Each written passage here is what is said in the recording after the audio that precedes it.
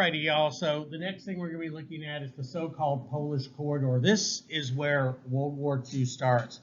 And if any of y'all think, man, Mr. D, well, we need to know this stuff. It doesn't make me any more money. Well, this morning on the way to school, this one radio station, yes, Mr. D, still listen to the radio station, was having this thing where if you could answer 10 questions in a minute, you win $1,000. And guess what one of their questions was? The World War II in Europe began when Germany invaded what country? The lady said France. Wrong. It's Poland. And she didn't get $1,000. So see, she'd taken my class, she'd have $1,000.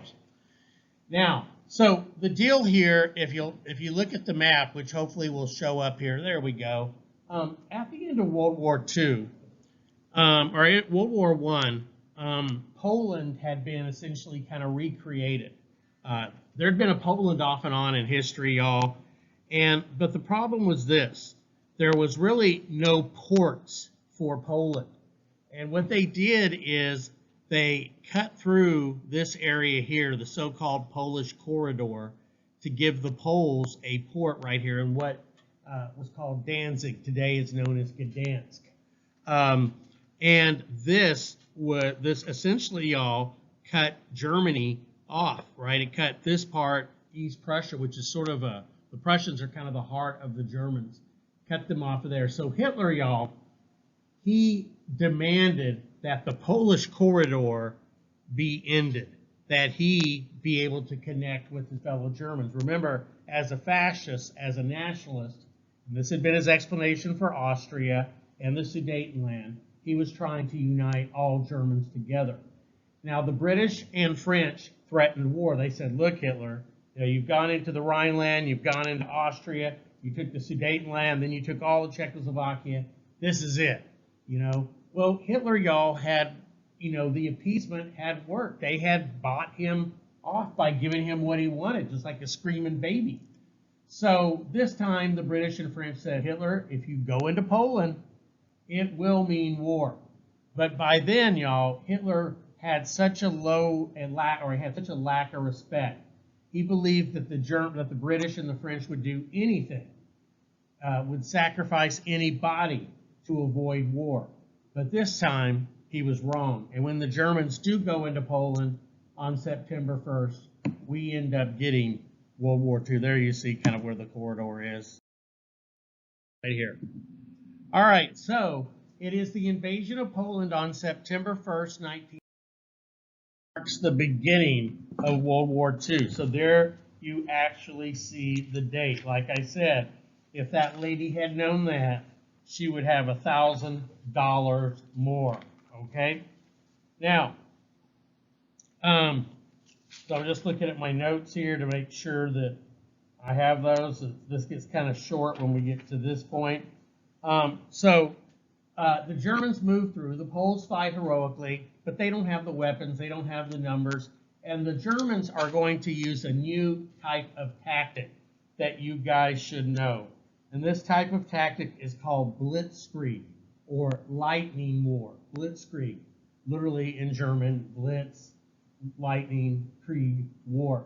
And it was a way of using tanks and airplanes and personnel carriers. You often would use the tank shell to break holes in the line. The tanks would go rushing through.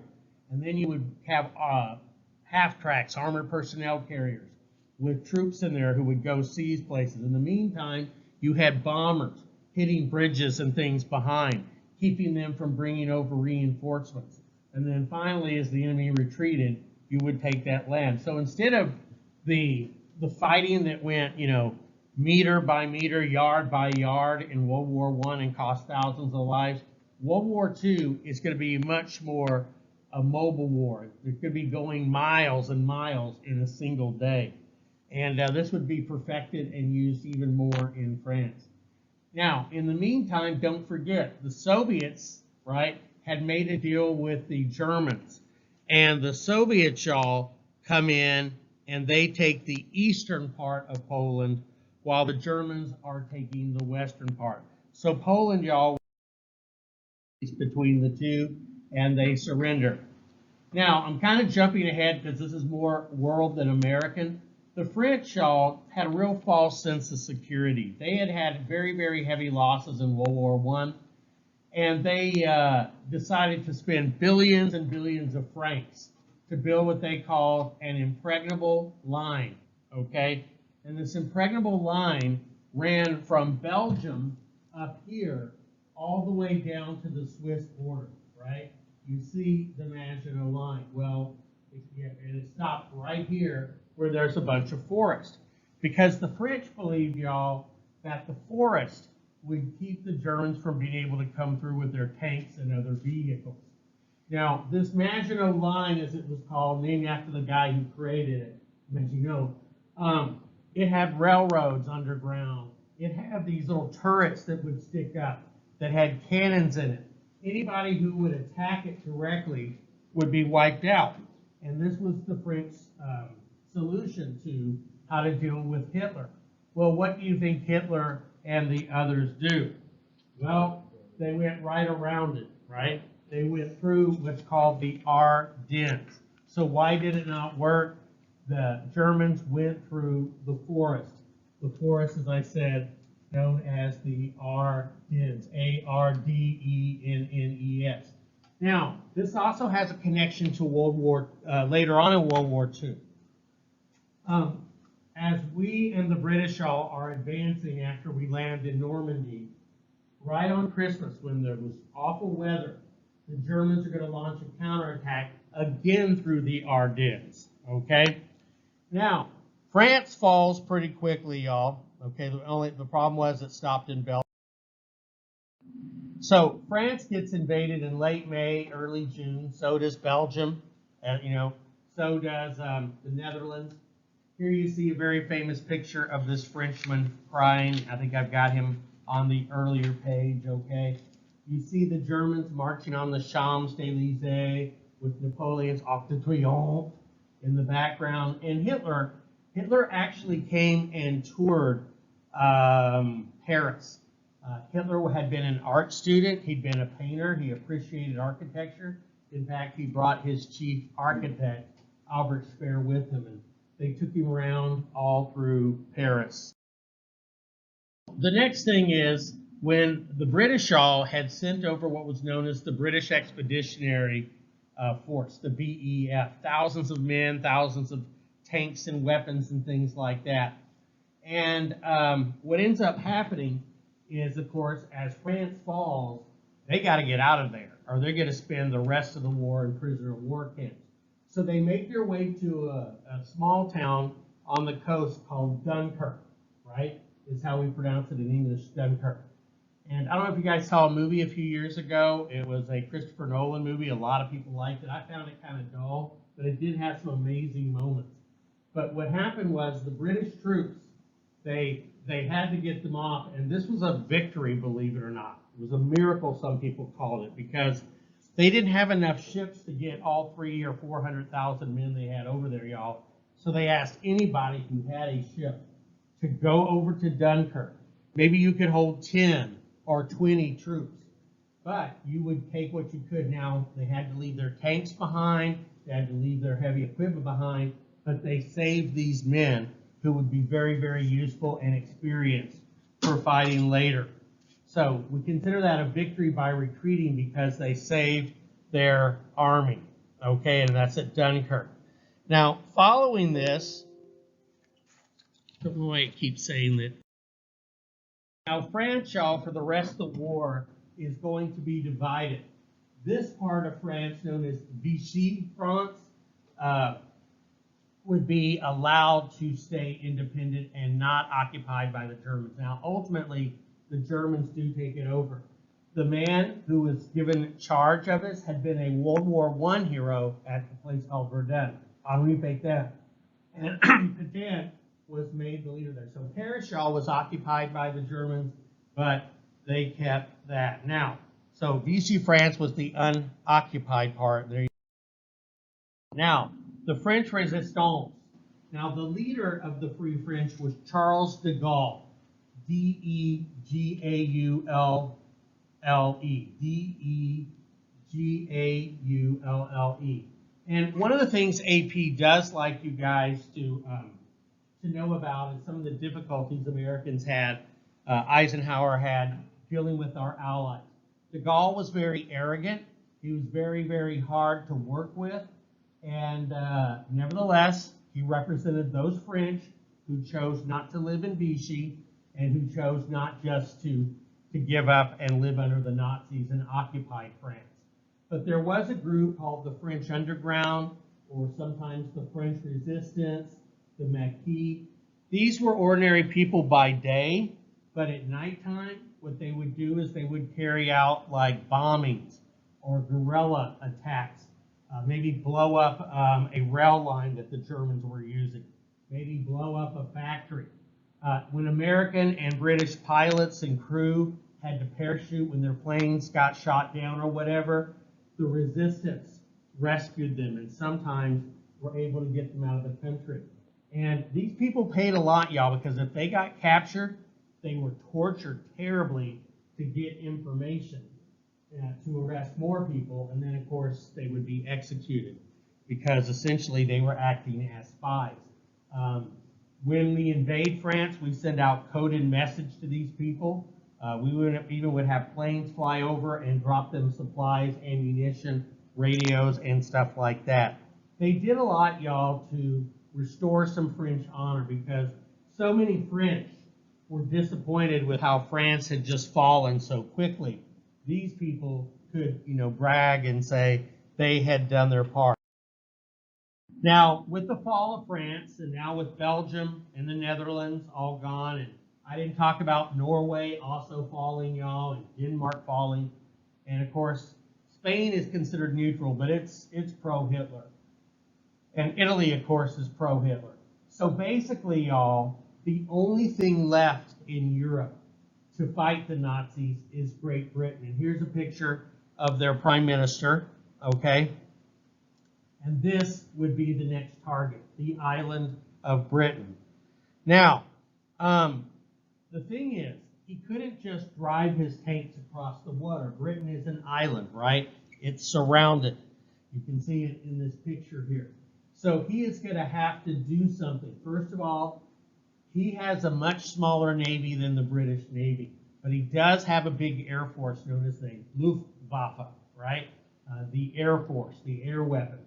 And so what he's going to have to do is destroy the British Air Force, the Royal Air Force, so that his planes will be able to protect his landing ships, because he's going to have to take all these landing ships with tanks and men, land them in England, which nobody had taken over since 1066, y'all, William the Conqueror, and fight all the way up there. Now, my personal feeling is, I don't know if Hitler ever would have done that. That would have been pretty disastrous, but he definitely had to threaten it. He was hoping to maybe make a deal where the British would accept him and recognize him for having Europe, and they would be allowed to kind of stay there.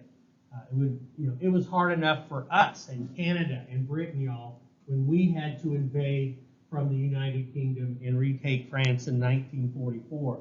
We had 10 or 15 times probably the equipment. So he has to knock out the Royal Air Force so that his planes can protect his landing craft and deal with the massive British Navy, okay? So he would have to defeat the Air Force so that he could go out. There we go. Against the British Empire and its Commonwealth. So this is Winston Churchill's voice. Men will still say, this was their fighting power. So what you're hearing are the air raids, because the British at first, or the Germans at first, y'all, bombed the airfields. They bombed the aircraft factories. But one day, one of their pilots accidentally dropped a bomb and hit London and started a fire on the docks. Churchill got mad and ordered the British planes to bomb Berlin. Now, they didn't do much damage, but then Hitler got mad that they had bombed his capital city, so he changes his tactics to actually bombing the city. Now, at first, they bombed during the day, but the British airplanes were so good at shooting them down in what became known as the Battle of Britain, the battle over the skies of Britain, that they would have to switch to instead bombing by night. And London, y'all, I mean, it had the you-know-what blown out of it. Here you see one of the German bombers, a Heinkel 111. One thing, the Germans could only have 2 engines. They didn't have very many planes with 4, so they couldn't carry that many weapons. All right, let's go to the next one here. Okay, so, one reason that Americans came to support the British, y'all, was we admired so much their ability to stand up to that bombing. We admired these young men, 18, 19, 20-year-olds, who flew for the Royal Air Force, the RAF. The 2 planes that they flew most were the Spitfire, shown here, although it's desert camouflage, and the Hurricane up here. The Hurricanes went after the bombers. They had 8 machine guns in their wings, and the Spitfire, earlier versions had, they had 6 machine guns in their wings. Later they went to having cannons.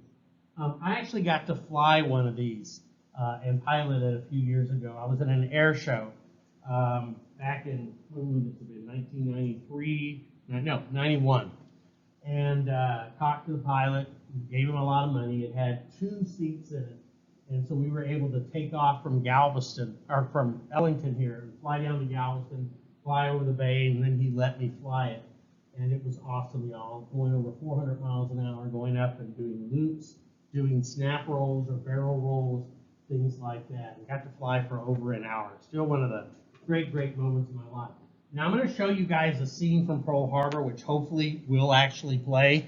But this has to do with the Americans. Now, just like in World War I, y'all, there were Americans who wanted to go help the French, the Lafayette Escadrille, and they were Americans like Ray Kroc, the McDonald's guy, and Ernest Hemingway, and others who wanted to go help the French or whatever. You had Americans who wanted to help the British. And these men were part of a squadron known as the Eagle Squadron, because the United States symbol, of course, is an eagle.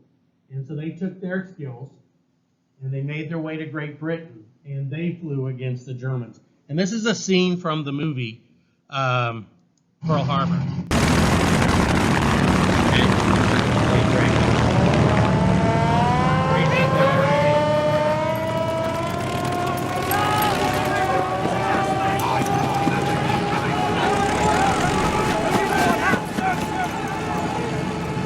Fix the hydraulics and electrical system, sir. But the oil hoses still need attention. Just crank it in. Godspeed to you, sir.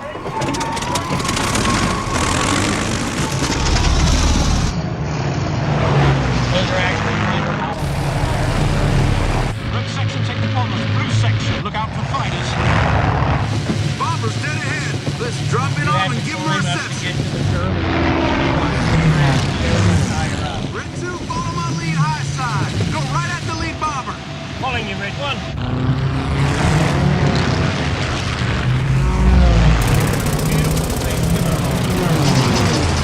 Go ahead, go ahead. They're going after the bombers there. Red 1, coming around, reset the kill. At the middle bomber. Hammer down.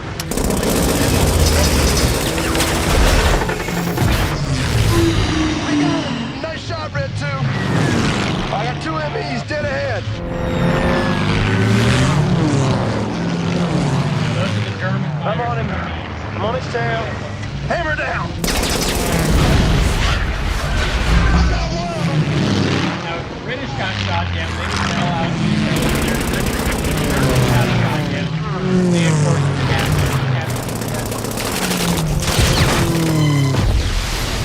I got another one. Red 1, you got fighters all over your tail. I'm under fire. I'm taking fire. Red 1, get out of there. Pull up. Pull up. German aircraft actually had a cannon fire the hub on the propeller. Well, I got it all.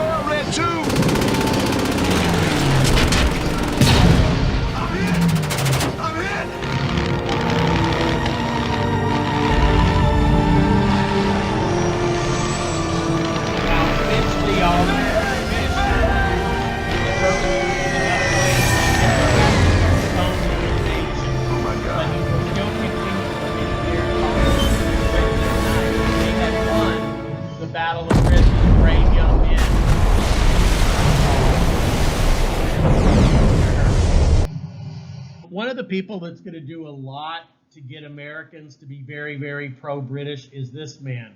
He was a CBS radio correspondent. TV wasn't quite around yet. And his name was Edward R. Murrow. And what he would do is he would give these broadcasts at night. And he would always begin with the words, "This is London." And then he would talk about how the people were taking it, you know, how they were standing up to this bombardment. And once again, you know, I mean, it's not necessarily propaganda, but it has the same impact.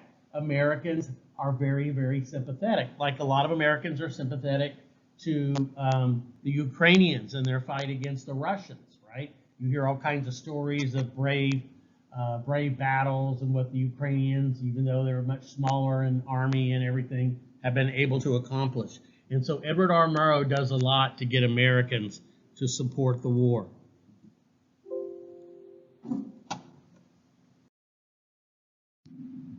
Now, the British all would actually take refuge in their underground. The underground is the word for their subway.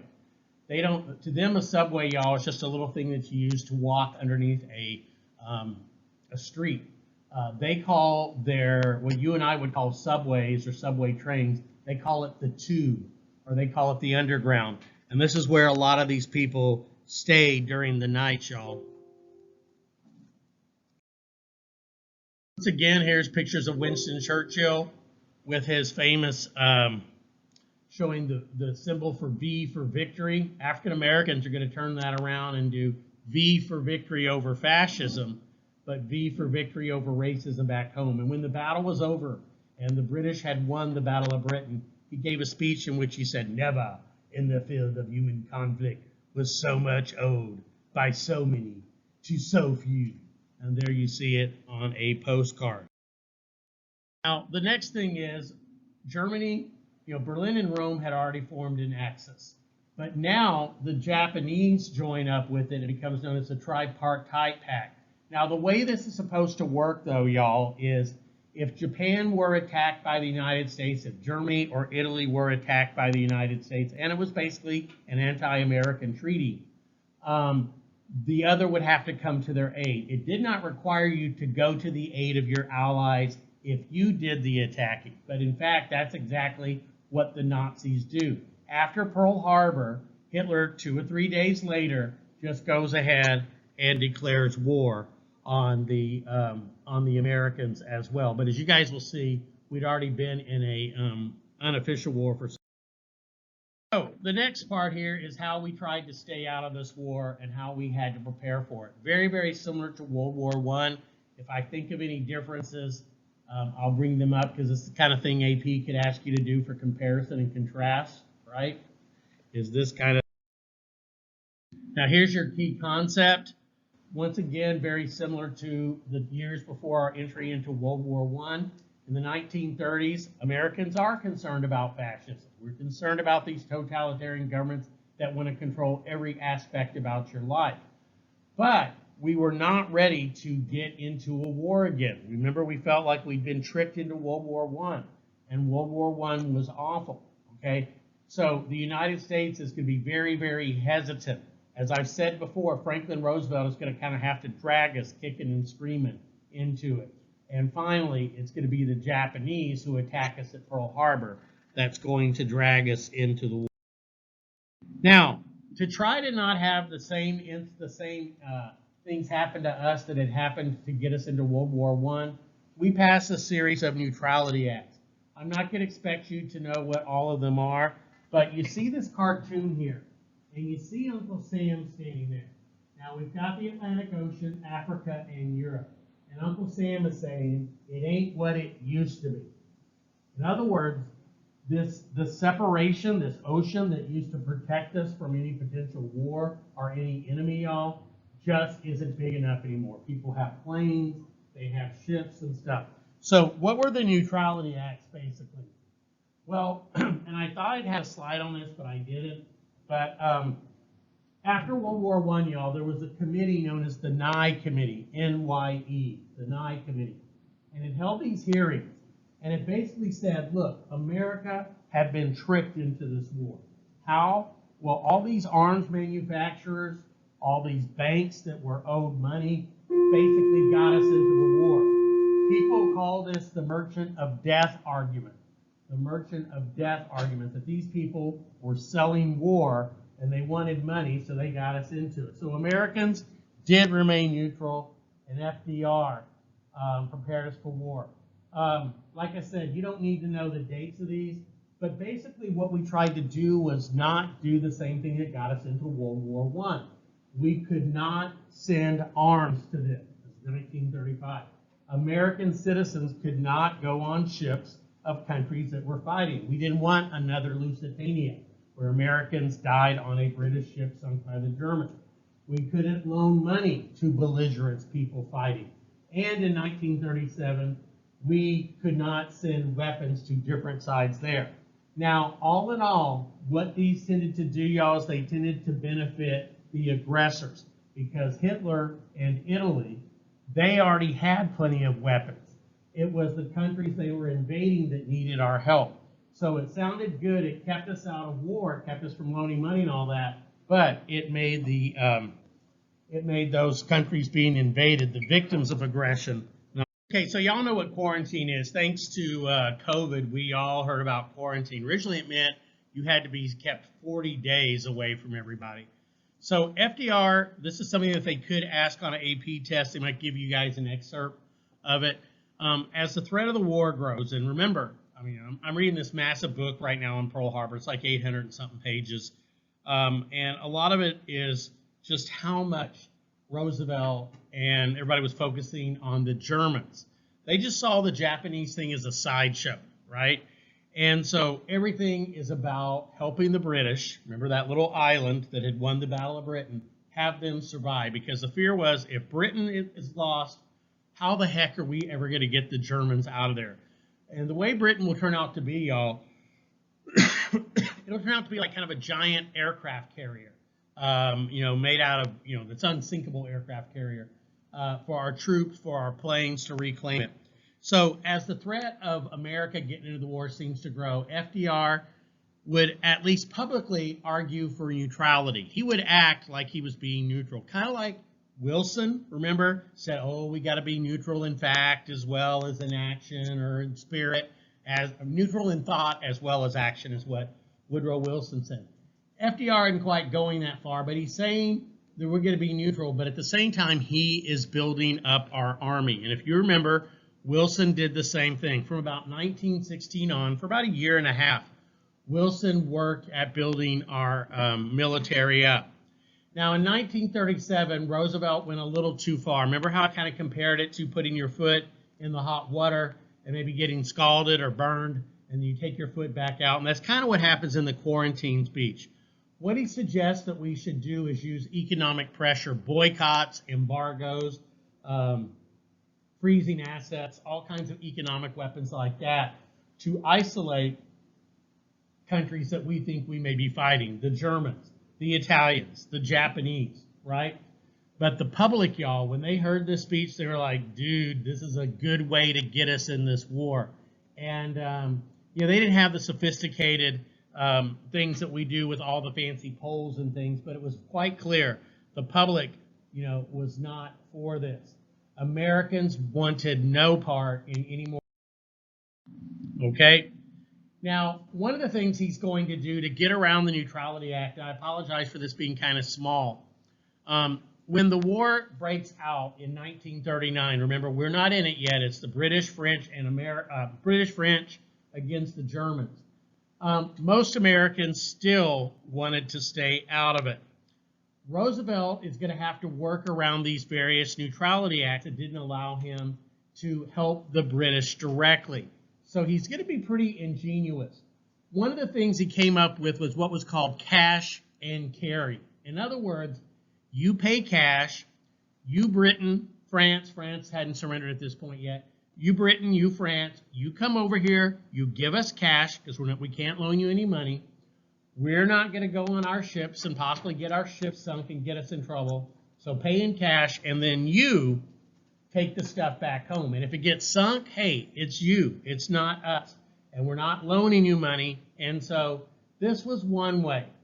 Now, to be fair, he did say that the Germans could do this, the Germans and Italians could do this, but the British all controlled the seas. They had this amazingly powerful navy.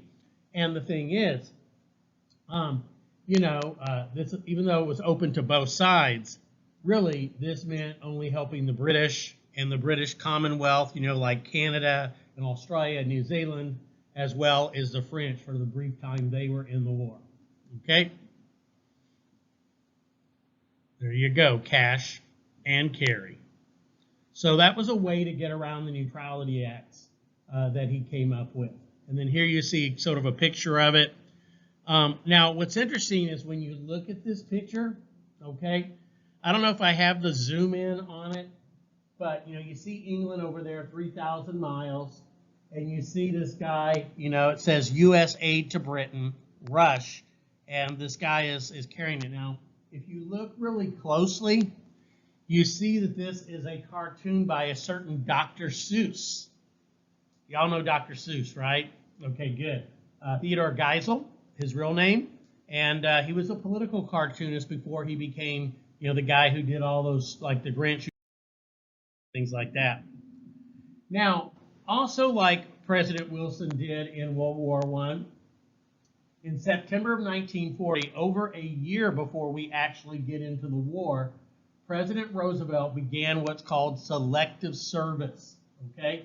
All men between 21, so good to know, 18-year-olds weren't part of this, but everybody between 21 and 35 had to register for a draft. So all men between 21 and 35 would have to register.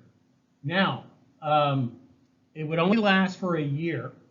Later they extended it, and you would be drafted for just a year. Now, in this book I'm reading on Pearl Harbor, y'all, the vote was really close.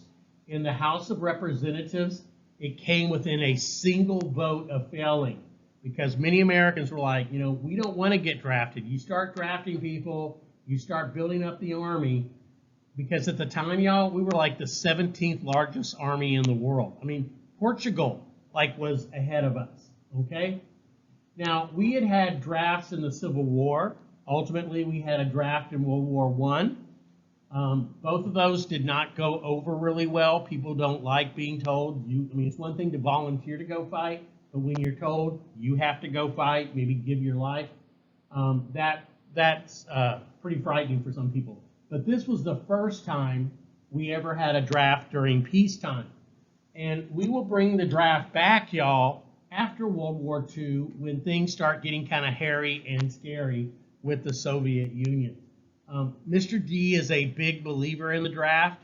Now that I'm past draft age, I think everybody under 60 should be liable to be drafted. But if you're 61 and older, no way, man. Just turned 61. Okay, and here you see some of the people. And the way it works, by the way, it works on your birthday. They put in 365 basically dates into a jar, and they draw. And maybe the first one is May 1st. All right, everybody who was born on May 1st has to serve. Next one drawn might be December 12th. All right, everybody born on December 12th is the next one, and you get a number. And if you have a high number, you're probably not going to get drafted. But if your number is low, they're probably going to call you up. So this was one way to get out of war. Oh, yeah. Yeah, because your life has to stop, right? You go into the draft board.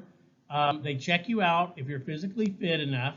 You could be going into basic training and things are going to change big time. Now, also, y'all, a little bit before the invasion of Poland, but between 1938 and 1941, our army is built up. He doesn't quite double it, but he does increase the size of the Navy budget and the Army budget by about 70% or so. So just once again, like Wilson, started a military buildup during World War I before we got in. FDR does the same. And when you look at this graph here, y'all, if you look just right here, I think I've got a little thing that comes in on it. You can see between 1940 and about 1946, that giant spike in our spending. Now, it does come down immediately after the war, but as you can see here, y'all, it starts going up during the Cold War, spikes a couple of times in the Vietnam War, then kind of comes back down, and then under President Reagan, starts going up. Then, of course, here we get 2001, the terrorist attacks, right? What happens? Boom, we start spending money again. All right, so you can just kind of see how different crises have required us to spend more money. Now, many isolationists, people who wanted to stay out of wars, were opposed to this, but some of them said, okay, there's nothing really wrong with us being ready in case we are invaded. What they just don't want to do is go over there and start fighting, okay? So that was the thing. You know, it's okay to prepare, but we're not going to go ahead. Now, very important for STAR and could be very important on an AP test. We have what's known as the America First Committee. And when President Trump, y'all, a few years ago, chose to use the term America First for his, and I'm not trying to be political here, for the name of his organization or his group, I thought, ooh, that's probably not a really good look, you know, because America First, like its name said, it was like, let's not worry about Britain or Russia once Russia got into the war. Let's worry about America first. We need to spend our money here. We need to defend America. Henry Ford, still alive, the guy who invented the affordable car with, you know, the moving assembly line, and Charles Lindbergh, the hero of the 1920s who flew from New York to Paris. Lindbergh was the most famous of these isolationists. I talked about this a little bit in the 1920s lectures. Now, after his son was kidnapped and died, he first moved to England. He was kind of disenchanted with the United States and the way the media, he thought it had led to the death of his son. So he goes and he lives in Great Britain for a while. Then he goes and he lives in Germany. Now, while he's in Nazi Germany, and it was Nazi Germany, he is, I mean, he's a hero to everybody, y'all. They take him around, they show their airplanes, they let him fly some of their newest airplanes, and he really comes to believe that there's no way the British are going to be able to win against the Nazi Air Force. And so he is basically saying, look, the United States should make a deal with Germany. The British probably should make a deal because, look, we shouldn't send all our equipment over there. I mean, you hear people saying something similar about, our aid to Ukraine and Israel. I'm not saying I agree or disagree, but I've heard some people say, look, we need to save some of that stuff. What if we're attacked and we've sent over all our weapons to them and we don't have anything left?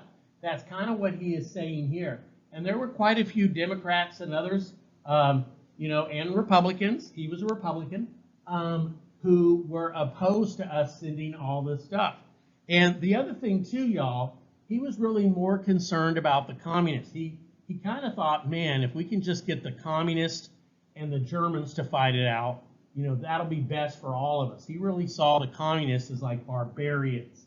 And maybe the Germans were doing a good thing by holding, and eventually fighting them. But it's really going to wreck his legacy. He was our greatest hero our country never had. Some people now began to see him as sort of a chicken. But a lot of people would listen to him because, hey, he is a hero. So this America First group, y'all, was a very powerful group in fighting us going to war, and you definitely want to remember them. Okay? Now, in 1940, Roosevelt decides to run again. Now, there's a problem. He's running for a third term. He'd gotten elected in 32 when, the Great Depression was going on. He got reelected again in 1936 with his, New Deal helping lessen the suffering during the Great Depression. Now he runs for a third term. Now, no American president had ever run for a third term. In a way, Teddy Roosevelt kind of did, but he had fulfilled 3 years of President McKinley's term, and then he got elected for 4 of his own. But ever since Washington, we kind of had this unofficial tradition. 8 years is enough for anybody. So why does he do this? Well, basically, y'all, he said war is coming. And there's a famous phrase called, don't change horses in midstream. In other words, you're riding a horse in a river. Don't suddenly try to get onto another horse. If we suddenly switch presidents in the middle of a war or what's going to be a war, it could be disastrous. The guy who ran against him was an interesting person named Wendell Willkie. He'd never run for office. He was a decent, likable guy. But this is the mistake that FDR is going to make. Or maybe, I hate to say it, maybe he said a lie and he knew he was saying a lie. Because President Johnson is going to say the same thing to American mothers about the Vietnam War. FDR in Boston says, look, I'm not going to be sending your boys to fight any foreign wars. And the mother's like, okay, good. We'll just supply them with the weapons. We'll supply them with the stuff they need, but we're not going to have boots on the ground there. Well, of course, that turned out not to be true, okay? Now, Wendell Willkie agreed with President Roosevelt on most things. So the big issue in this election was basically, should we elect this guy to 3 terms? A lot of people just thought, 2 terms was enough for any man. And a lot of people who liked him, y'all, they said, look, I'm not going to vote for this guy, even though I like him, because he should not be president for more than that. It says here, no 3rd term. Democrats for Willkie. Okay. Now, here's the results of the election. The blue are the Democrats. They win virtually everything, y'all, except what we call the Midwest. Your kind of farmer states, your North and South Dakota, your Iowa, your Nebraska, your Kansas, there, Indiana, Michigan, and Maine. So this is an overwhelming victory. Maybe not as much as he won in 36, but still, he has what we call a mandate from the people. People like his policies, obviously, if they're going to go ahead and do it. So FDR, y'all, he got much less of the popular vote, but I mean, I should say the electoral vote, 545 than he had before, but still it's a big win. Yeah, I say popular, but it's the electoral vote. And, part of the thing, too, is, and people forget this, one way we got out of the Great Depression, y'all, was our build-up for World War II. Even though we're not in the war, we're making tanks, we're making planes, we're making ships for the Allies and for our own protection. So with the government money, going in to do this, and by the way, it was what we call deficit spending. We were spending money, y'all, that we had not collected in taxes. We were essentially going into debt, but it was getting people jobs. And it was also, many Americans, if you didn't like Roosevelt that much, it was sort of like, well, I know this guy. I don't know this Willkie guy. He's never held an office. How can we trust him? But like I said, a lot of Americans were nervous about the 3rd term. Okay? And there's that phrase, don't change horses in midstream. We're close to a war. We're in a dangerous spot. Don't suddenly change. Now, the next deal we're going to make, and this is done during the Battle of Britain. It's raging at this time. German submarines, the same U-boats that you guys may remember from World War I, were doing the same thing that they had tried to do in World War I, and that was to stop the supplies coming to Britain, right?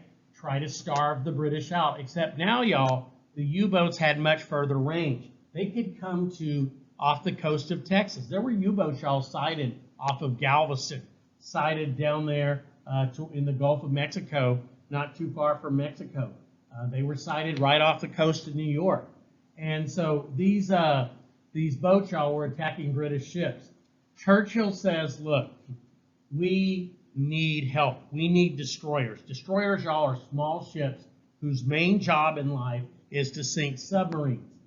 But once again, if we sell them to them, this might make some people nervous, saying, so you're going to be using American ships, you're helping you're helping the British, this is going to get the Germans mad at us and may get us into war. Now, these were old destroyers left over from World War I. So this is what FDR does. Like I said, he was a genius, y'all, at finding ways around the Neutrality Act. We're not going to sell them these weapons. We're going to trade them for them. So we gave them 50 old World War I destroyers. In return, the British gave us these leases for, 50 years, 90 years, I can't remember, in the Caribbean and Newfoundland.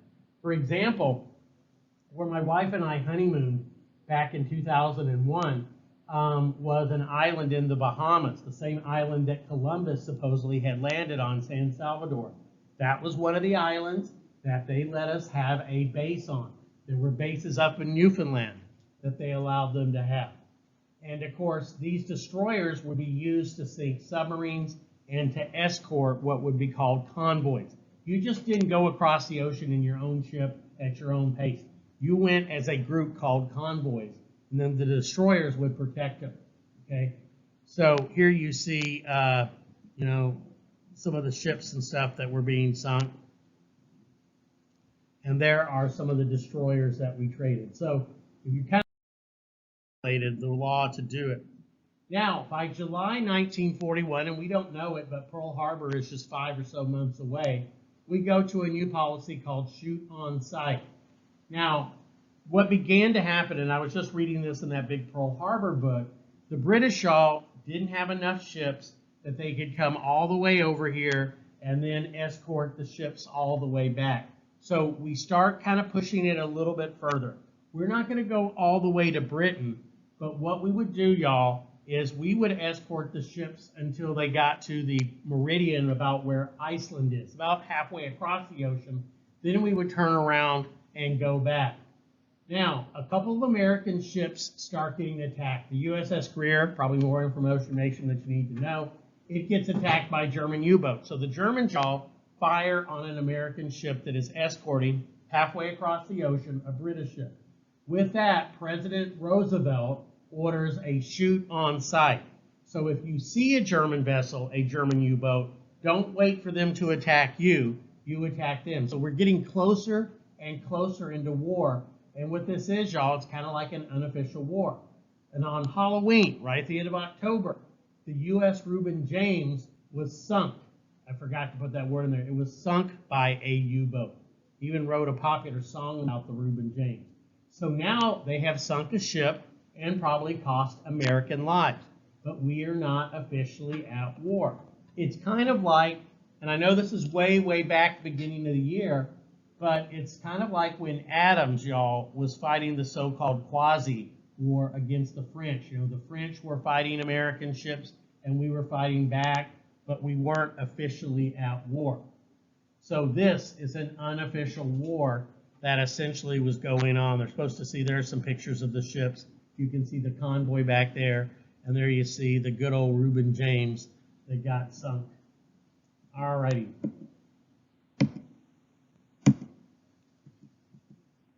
Now, very important speech here, the so-called arsenal of democracy.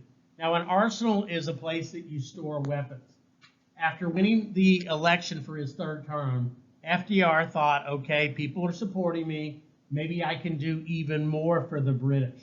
So in this fireside chat, the speech on the radio, he says America must be the great arsenal of democracy. In other words, we are not going to do the fighting ourselves, but we will be making the weapons for the British to do this. Now, the Russians still are on the Soviets are still on the German side at this point. So this is purely helping the British and Commonwealth countries. I'll show it to you all tomorrow. All right. The next one, definitely for AP, as well as for your old STAR test that you took, the Lend-Lease Act. Now remember, cash and carry. You've got to give us money to get this out. Then it becomes, all right, you got to trade us stuff. Well, the British all were running out of money, and they didn't have a whole lot left to trade.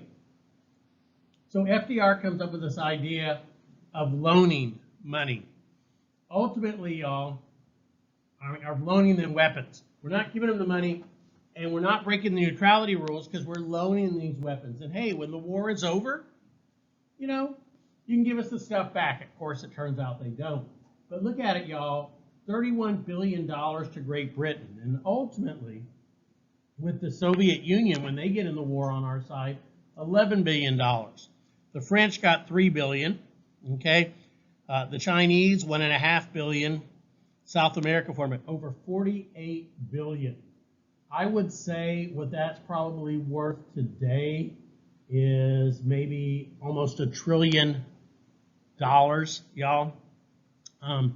and stuff that we loaned in our money. Now, the way he described this, he said, so let's say your neighbor's house is on fire, and your neighbor comes over and says, hey, can I borrow your hose?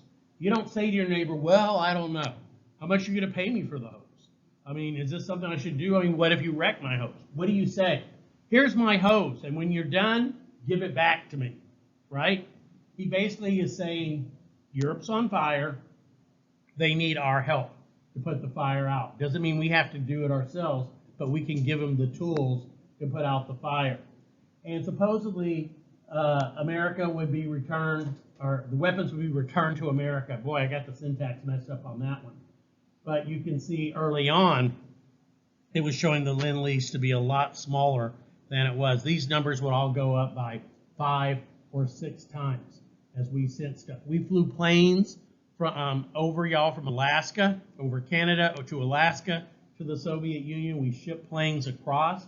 We had ships take stuff to Russia. A lot of those Americans died on those ships taking that because the Germans, they're not just going to sit by and let that all happen. All right, we'll go ahead and stop there.